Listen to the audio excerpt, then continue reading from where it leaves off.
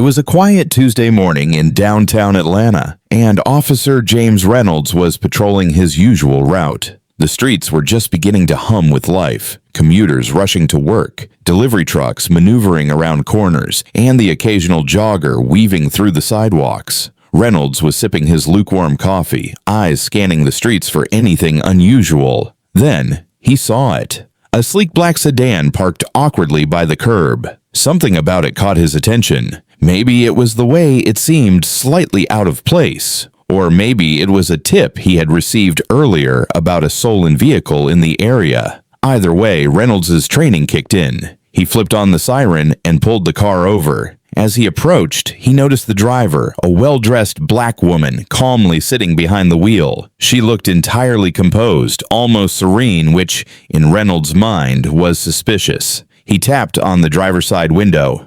"Good morning, ma'am. Step out of the vehicle, please," Reynolds said, his voice firm but polite. The woman's eyes met his with a steady gaze. "Good morning, officer. May I ask why I've been stopped?" "This car matches the description of a stolen vehicle reported in this area. I need to check your identification," Reynolds replied, his tone growing sterner. She nodded, reaching into her bag. "Of course. Here's my license."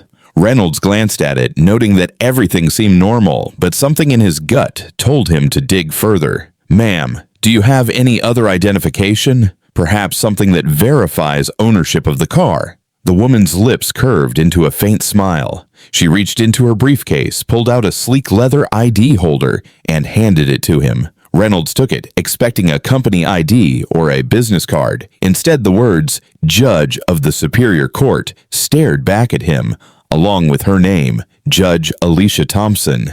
Time seemed to freeze for a moment. Reynolds blinked, his mind racing. He had stopped countless drivers before, but never had he come across someone like this.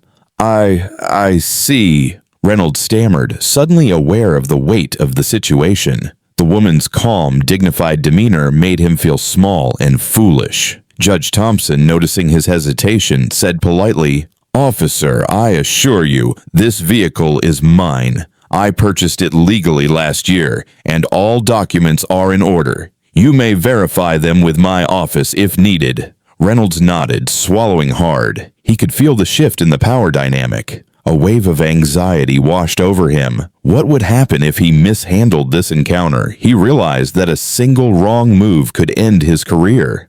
"Of course, ma'am. I apologize for the inconvenience," Reynolds finally managed to say. His voice lacked the authority it carried just moments ago. Judge Thompson smiled kindly.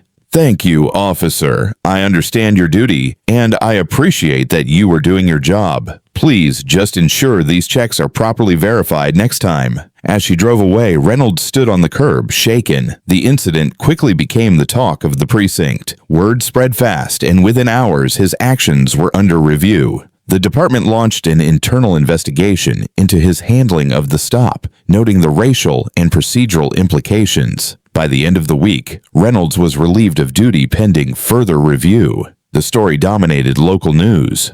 Officer stops judge over stolen car allegation. Identity revealed in shocking turn of events. Social media erupted with commentary, support for Judge Thompson, and debates about profiling and accountability. Judge Thompson continued her day, unaffected in demeanor, yet aware of the lesson her morning encounter had delivered. She drove on, reflecting that even small moments can reveal large truths about responsibility, respect, and power. And for Officer Reynolds, that quiet Tuesday morning would be remembered as the day a simple traffic stop reshaped his career forever.